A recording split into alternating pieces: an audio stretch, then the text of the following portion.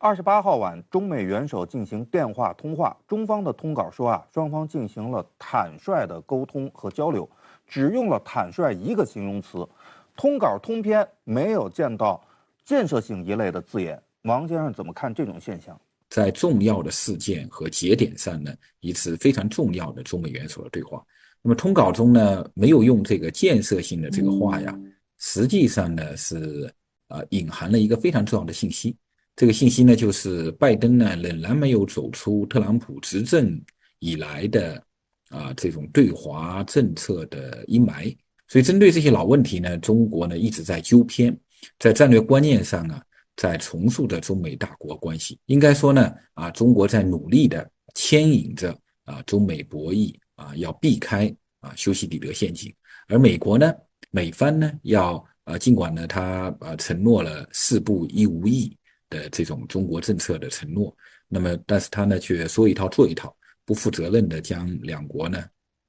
往这个大国冲突的坑里面去跳，那么企图呢在两国冲突中呢获取战略利益。那么从这个角度上看我觉得中美这个博弈已经到了悬崖边上了，而中国呢在全力的在拯救。美国明明知道中国在台湾问题上的这个底线和红线，但是美国却在屡屡的去触碰，以一种呢不撞南墙不死心的这种劲头在台湾问题上呢显示出他们这种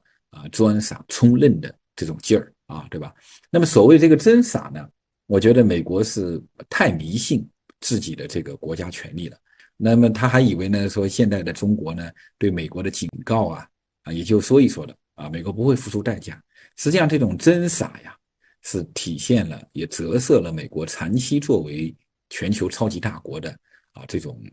惯性。那么对于这样的一个弱势的政府，说到却做不到的政府，我们又该如何与之打交道呢？王先生，对待这样的一个美国政府呢，我觉得中国应该呢更加讲求广泛化、精准化和多元化。所谓的广泛化呢，就是中国不能像过去1、20年那样的把美国视为唯一的首要的外交目标，而是要广泛的与世界各个国家打交道，广泛的建立国际统一的战线。这是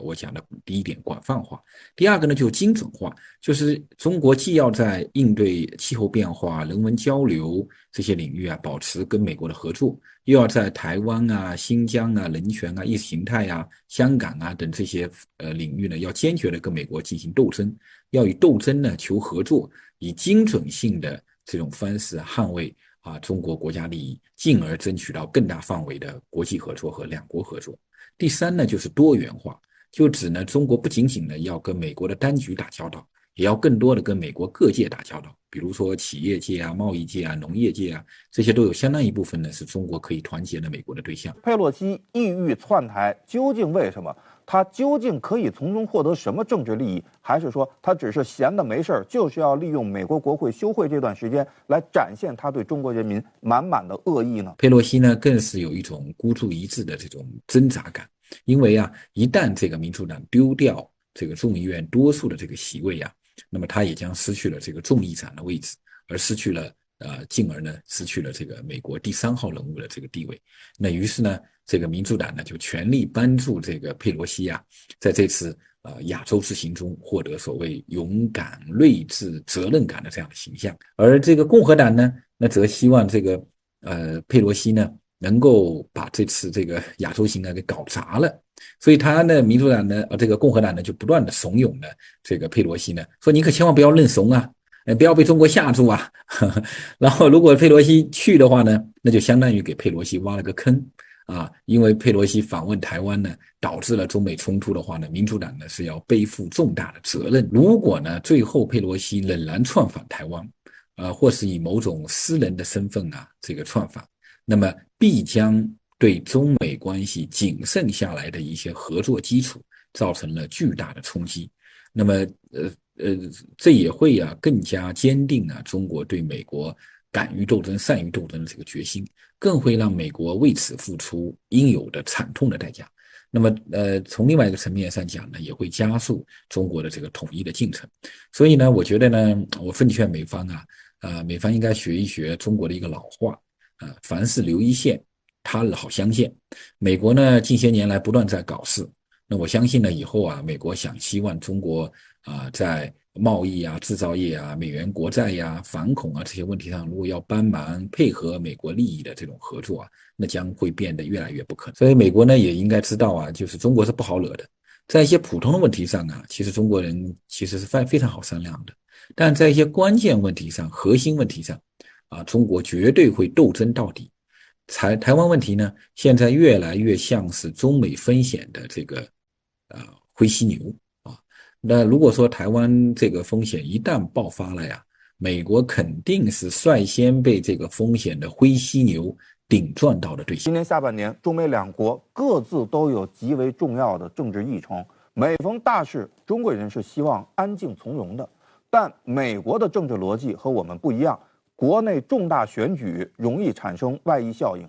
在这种情况下，下半年中美关系还会有起伏或者波折吗？中美关系的紧张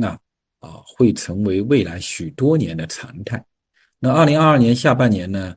中美紧张与波折应该说呈现了一个高峰期。美国这个中期选举它会频繁的冒险的打中国牌，是各个党派，民主党和这个共和党这个党派以及这些所主要的政治人物捞分的这个主要的对象。我们可以想象到这个在未来在新疆、台湾、香港、人权、意识形态、贸易等诸多领域上呢，美国还会不断的去做局，去无中生有搬弄是非、颠倒黑白，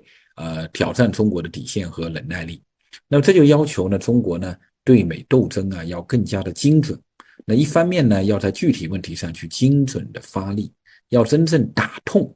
打狠一些美方的这个相关的人员。那么另外一方面呢，我们要警惕，千万不要真的掉入到了大国冲突的这个修昔底德陷阱里面去了。所以在这方面呢，中美人文交流加强两国社会纽带我觉得也会变得越来越重要。